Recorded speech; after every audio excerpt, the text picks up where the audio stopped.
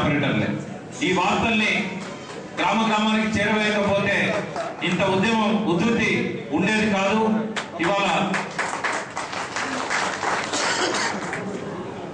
మరొకసారి అటువంటి ఒక గురుతరమైన బాధ్యత నెరవేర్చినందుకు, తెలంగాణ వచ్చేదాకా కూడా ఆ బాధ్యతను స్వీకరిస్తున్నందుకు మిమ్మల్ని అభినందిస్తూ, ఇవాళ ఛానల్స్ పరిస్థితి దాదాపు భక్తులందరూ కూడా కొంత చెప్పడం జరిగింది.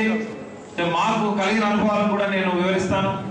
ఒక మాటలో చెప్పాలంటే లగడపాటి రాజగోపాల్, కావూరి సాంబశివరావు గారు డిసెంబర్ 9 నుంచి 23 వరకు ఏ పాత్రనైతే నిర్వహించారో, డిసెంబర్ 23 తర్వాత ఈ రోజు వరకు ఆ పాత్రను నిర్వహిస్తున్న ఛానళ్లు TV9, NTV.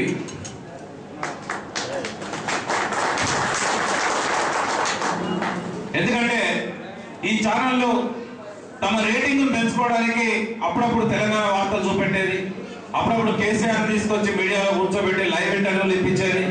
ఏంటంటే తెలంగాణలో ఆ ఛానల్ చూడాలి కాబట్టి కొంత రేటింగ్ కోసం ప్రయత్నం చేశారు. కానీ ఎప్పుడైతే రాదనుకున్న తెలంగాణను డిసెంబర్ 9 నాడు ప్రకటించారో వాళ్ళ గుండెల్లో రాయబడ్డది. ఇవి మనం అనుకుంటాం వ్యాపారం కోసమే ఈ ఛానల్ పెట్టుకున్నారని. అది తప్పు. TV9 కానీ, NTV కానీ, ఇంకా కొన్ని ఛానల్స్ కూడా అవి వ్యాపారం కోసం పెట్టుకున్న ఛానల్ కాదు. అవి తెలంగాణను అనగదొక్కడానికి, తెలంగాణ వనరులు దోచుకోవడానికి, వనరులను దోచుకునే వారికి అండదండలు అందించడానికి, పరోక్షంగా ఒక రాజకీయ పాలనను సుస్థిరం చేసుకోవడానికి, ప్రభావితం చేయడానికి వారు ఆ ఛానల్స్ పెట్టుకున్నారు. కానీ కేవలం ఏదో డబ్బు సంపాదించడం కోసం పెట్టుకున్నట్టుగా మనం భావించాల్సిన అవసరం లేదు. ఈ సభా వేదిక మీద నుంచి నేను ఇద్దరు వ్యక్తులను ద్రోహులుగా ప్రకటిస్తున్నా. మొదటి వ్యక్తి తెలంగాణ ద్రోహి అభ్యుదయ ముసుగులో ఉన్న రవిప్రకాష్, TV9. రెండవ వ్యక్తి నేను తెలంగాణ వాడిని అని చెప్తూ నాది ఖమ్మం జిల్లా అని చెప్పి మన తెలంగాణ ఛానల్ అని చెప్పి TRS గడప దగ్గరకు వచ్చి ఒక 6 నెలలు మీ వార్తలన్నీ మా దానిలో ఇవ్వండి, మీరు ఓన్ చేసుకోండి, నేను తెలంగాణ వాడిని అని చెప్పి ఇవాళ పక్కా కరడు కట్టిన సీమాంధ్ర తొత్తుగా వ్యవహరిస్తున్న నరేన్ చౌదరి, NTV.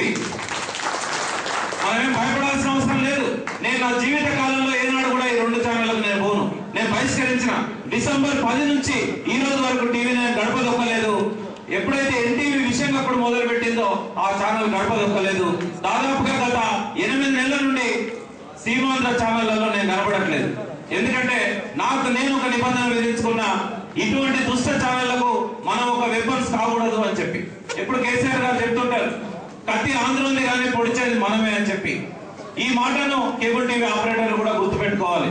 ఇటువంటి లగడపాటి, కావూరీలు రెచ్చగొట్టే వ్యాఖ్యానాల వల్ల ఇవాళ వందలాది మంది తెలంగాణ బిడ్డలు ఇవాళ ఆత్మహత్య చేసుకున్నారు.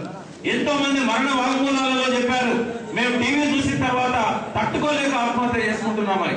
ఎంతో మంది లేఖలు రాశారు. ఆత్మహత్యలు చేసుకునే ముందు రాసిన చివరి లేఖలలో కూడా వారు రాశారు, టీవీలలో రెచ్చగొట్టే ప్రసంగాలు చూసిన తర్వాత మేము ఆత్మహత్యలు చేసుకున్నామని. ఎవరు ఆ వార్తల్ని ప్రజలకు చేరవేసింది అంటే అల్టిమేట్ గా మనమే చేరవేసినాం. అందుకే కత్తి ఆంధ్ర ఉంది, పొడిచేది మాత్రం మనమే అని చెప్పి మరొకసారి మన తప్పేందో మనం తెలుసుకోవాల్సిన అవసరం ఉంది. ఎప్పుడైతే తెలంగాణకు వ్యతిరేకమైన ప్రచారాలు వస్తాయో నిర్దాక్షిణ్యంగా ఆ సిగ్నల్స్ ఆపేయాల్సిన అవసరం ఉంది. వాళ్ళు చూపెట్టే సినిమాలను చూపెట్టండి, ఇతర కళారూపాలను చూపెట్టండి, కానీ లగడపాటి, కావూరు లాంటి రెచ్చగొట్టే ప్రసంగాలు ఎప్పుడైతే టీవీలలో వస్తున్నాయో అప్పుడు వెంటనే ప్రసారాలను నిలిపివేయాల్సిన అవసరం ఉంది. ఆ మేరకు తీర్మానం చేయాల్సిన బాధ్యత కూడా తెలంగాణ MSOల మీద, కేబుల్ TV ఆపరేటర్ల మీద ఉంది. నేను ఇంకొకటి కూడా చెప్తున్నాను, ఒక బ్లాక్ లిస్ట్ తయారు చేయండి. కొంతమంది డిబేట్స్ లలో కావాలని చెప్పి విషం కప్పుతున్నారు. ముందుగా యాంకర్స్ ఎవరైతే ఉన్నారో కొమ్మినేని శ్రీనివాసరావు, రజనీకాంత్, అక్కడ NTVలో శ్రీనివాసరావు, రజనీకాంత్, TV9. వాళ్ళు ఎట్లా మాట్లాడతారంటే off the record. Vijayabhaskar Reddy అని ఉండేవాడు. విజయభాస్కర్ రెడ్డి హోమ్ మినిస్టర్ గా 1969 లో ఉన్నప్పుడు ఒక విలేకరు అడిగాడు, ఒకవేళ తప్పనిసరి పరిస్థితుల్లో తెలంగాణ ఇవ్వాల్సి వస్తే మీరు ఏం చేస్తారు అని. తెలంగాణ ఇవ్వాల్సి వస్తే మాకు దగ్గర హైదరాబాద్ ని తెలంగాణ ప్రజలకు దగ్గరని పెట్రోల్ పోసి తగలబెడతామని చెప్పారు. ఇదే మాటను అనేక సార్లు ఈ TV9, NTV ప్రతినిధులు అన్నారు.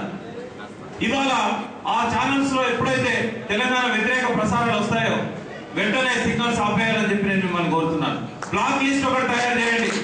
ఈ బ్లాక్ లిస్ట్ లో విషం చెప్పే యాంకర్స్ ఎవరైతే ఉన్నారో, నేను చెప్పిన ఇద్దరే కాదు ఇంకా చాలా మంది ఉన్నారు, ఆ యాంకర్ కనబడితే సిగ్నల్ ఆపేయండి.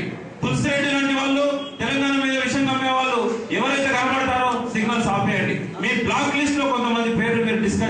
చెప్పండి, వాళ్ళ డిబేట్ దయచేసి చూపెట్టదని చెప్పి నేను కోరుతున్నాను. తర్వాత ఇందాక రవీంద్ర గారు చెప్పారు, రాయలగూడెం లాంటి సంఘటనలు ప్రతి జిల్లాలో కూడా జరిగాయి. కాకుంటే ఇంత ఉధృతంగా ఎక్కడ జరగలేదు, కానీ ఎన్ని కూడా టీవీలలో చూపెట్టలేదు. ఎక్కడైనా కొద్దిగా రాజధాని చూపెట్టింది, అక్కడక్కడ హెచ్ఎఫ్టీవీ చూపెట్టింది, కొంత జీడీ చూపెట్టింది. ఈ ఛానల్ చూపెట్టాయి కాబట్టి చూపెట్టకపోతే బాగుండదని మిగతా ఛానల్ కూడా కొద్దిగా చూపెట్టాయి.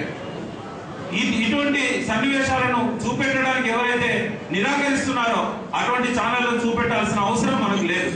మీకు ఒకటి నేను గుర్తు చేస్తాను, రాజు న్యూస్ ఆంధ్రాలో ఏ ఎంఎస్ఓ కానీ ఏ కేబుల్ టీవీ ఆపరేటర్ కానీ చూపెట్టడం లేదు. నేను స్వయంగా రాజమండ్రిలో అడిగాను, తిరుపతిలో అడిగాను, విజయవాడలో అడిగాను, మీరు ఎందుకు చూపెట్టడం లేదు? మీ ఆంధ్ర వాళ్ళు తెలంగాణలో ఎక్కువ రాజు న్యూస్ చూస్తున్నారు. ఎందుకు అనంటే మమ్మల్ని ఎప్పుడు పంపిస్తారో అనే భయమే కావచ్చు, లేకుంటే ఏం జరుగుతుందో మాకు ఎప్పుడు వస్తుందో అని చెప్పి వాళ్ళ భయాలు వాళ్ళకు ఉండొచ్చు. అటువంటిది జరగదు, అయినా కూడా వాళ్ళ భయాల కోసమో కావచ్చు, ఏం జరుగుతుందో తెలుసుకోవడానికి కావచ్చు, వాళ్ళు రాజు న్యూస్ చూస్తున్నారు. అందుకే వాళ్ళ హైదరాబాద్ లో రేటింగ్ వస్తుంది రాజు న్యూస్ కి. మరి అటువంటిప్పుడు మీరు ఎందుకు చూపెట్టారు అంటే, మేము చూపెట్టాం సార్, ఆ తెలంగాణ ఛానల్ అన్నారు. మరి తెలంగాణ ఛానల్ ఆంధ్రలో చూపెట్టినప్పుడు ఆంధ్ర ఛానల్స్ తెలంగాణలో ఎందుకు చూపెట్టారు? ఆ ఊరికి ఈ ఊరు ఎంత దూరమో ఈ ఊరికి ఆ ఊరు కూడా అంతే దూరం. కాబట్టి మీరు ముందుగా ఒక లెటర్ పంపేయండి సీమాంధ్రలో ఉన్న ఎంఎస్ఓ అండ్ కేబుల్ ఆపరేటర్ సోదరులకు. మీ అధికారికంగా మీ అసోసియేషన్ తరఫున మీరు మనమందరం ఒకటే, మనం వార్తా సమాచారాలను ప్రసారాలను నిజాయితీగా ఉన్న వాటిని మనం చూపెట్టాల్సిన బాధ్యత మన మీద ఉంది. ఏ ఒక్క ఛానల్ కూడా పనిగట్టుకొని మనం నిషేధించాల్సిన అవసరం లేదు. నేను టీవీని కూడా నిషేధించమని చెప్పట్లేదు. తెలంగాణకు వ్యతిరేకమైన వార్తలు వచ్చినప్పుడు, అటువంటి డిబేట్ జరుగుతున్నప్పుడు, అటువంటి విషయం చెప్పే యాంకర్స్ ఉన్నప్పుడు మాత్రమే ప్రసారాలు ఆపేయమంటున్నారు. వాళ్ళకు కూడా అటువంటి ఏమన్నట్టయితే ఆపేయమనండి, కానీ మొత్తంగా ఛానల్ని నిషేధించే సంస్కృతి అది మంచిది కాదు, అటువంటిది ఉండకూడదు అని చెప్పి మీరు దయచేసి ఎవరైనా ఆంధ్రప్రదేశ్ కేబుల్ టీవీ ఆపరేటర్ సంఘం ఏదైనా ఉంటే వాళ్ళని చెప్పండి. ఆంధ్ర ప్రాంతానికి సంబంధించిన కేబుల్ టీవీ ఆపరేటర్స్ వాళ్ళు ఉంటే వాళ్ళకు ఒక లేఖ రూపంలో, బహిరంగ లేఖ రూపంలో మీరు మీడియాపై విడుదల చేయండి అని చెప్తున్నారు. ఒక ఛానల్ తెలంగాణకు అనుకూలంగా ప్రసారాలు చేసినందుకు ఆంధ్రలో ఆ ఛానల్ అధిపతికి ఉన్న వ్యాపార సంస్థల మీద దాడులు చేస్తామని బెదిరించారు.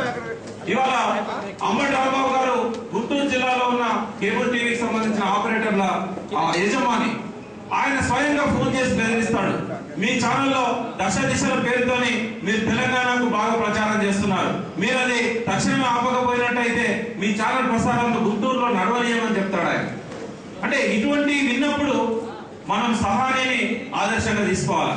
నేను మీడియాలో డిస్కషన్ లో సహానికి మీ పాదాలకు అభివాదాలు చేస్తున్నా అని చెప్పాను నేను. ఎందుకంటే మొత్తం తెలంగాణ అంతా ఒక్కటైంది, ఆయన ఒక్కడొక్కటే డి శ్రీనివాస్ ఎదుర్కొన్నాడు, దేనికి భయపడలేదు. ఇవాళ డి శ్రీనివాస్ గెలిచాడంటే అందులో ప్రధాన భూమిక కుల్దీప్ సహాని గారు. డి శ్రీనివాస్ ఓడిపోయాడంటే దానికి ప్రధాన భూమిక ఆయనే. అంటే మనం గుర్తుపెట్టుకోవాల్సింది ఏంటంటే, మన చేతిలో శక్తివంతమైన ఆయుధం ఉన్నది, దాన్ని తెలంగాణ కోసం ఏ రకంగా మనం ఉపయోగించుకోవాలి, ఆంధ్రలో దాడులను తిప్పికొట్టడానికి ఏ రకంగా దాన్ని ఉపయోగించుకోవాలి, ఆంధ్రలో విష సంస్కృతిని ప్రచారం కానియకుండా ఏ రకంగా దాన్ని ఉపయోగించుకోవాలి, ఎవరికి వారు మీరు ఆలోచించాల్సిన అవసరం ఉన్నది. అదేవిధంగా అసోసియేషన్ కూడా దీని మీద కొంత నిర్ణయాలు తీసుకోవాల్సిన అవసరం అయితే ఉంది. అదేవిధంగా మీకు అనేక సమస్యలు ఉన్నాయి. సమాచారాన్ని ఒక హక్కుగా భారత ప్రభుత్వం గుర్తించింది కాబట్టి సమాచార చట్టం చేసింది. మరి సమాచారాన్ని ఒక హక్కుగా గుర్తించినప్పుడు ఆ సమాచారాన్ని నలుమూలలకు చేరవేసే వ్యవస్థలకు శక్తినివ్వాలి, జవసత్వాలను ఇవ్వాలి, ఆర్థికంగా ఆదుకోవాలి, వాళ్ళను గోల్గొట్టి పన్నులు వసూలు చేసే పద్ధతి మంచిది కాదు. కరెంటు పోల్స్ గురించి కానీ, అదేవిధంగా సర్వీస్ ట్యాక్సెస్ గురించి కానీ అవి ఏ రకంగా కూడా ఆమోదయోగ్యం కానే కాదు. ఒకప్పుడు సమాచార వ్యవస్థ లేని రోజుల్లో మీరు రేడియోలు పెట్టుకున్నారు, ఆకాశవాణి, మీరు దూరదర్శన్ పెట్టుకున్నారు. ఇవాళ మీకు అవసరం లేకుండా, మీకు ఖర్చు లేకుండా ఎవరికి వాళ్ళు కేబుల్ టీవీ ఆపరేటర్లు ముందుకు వచ్చారు, ఎంఎస్ఓలు ముందుకు వచ్చారు. దానికి అభినందించాలి, అవార్డులు ఇవ్వాలి, రివార్డులు ఇవ్వాలి. కానీ వాళ్ళ మీద పన్నులు వేసి ఈ రకంగా బాధ పెట్టడం అనేది బాధ్యత వహించాల్సిన ప్రజాస్వామ్య ప్రభుత్వాలకు ఇది మంచిది కాదు అని చెప్పి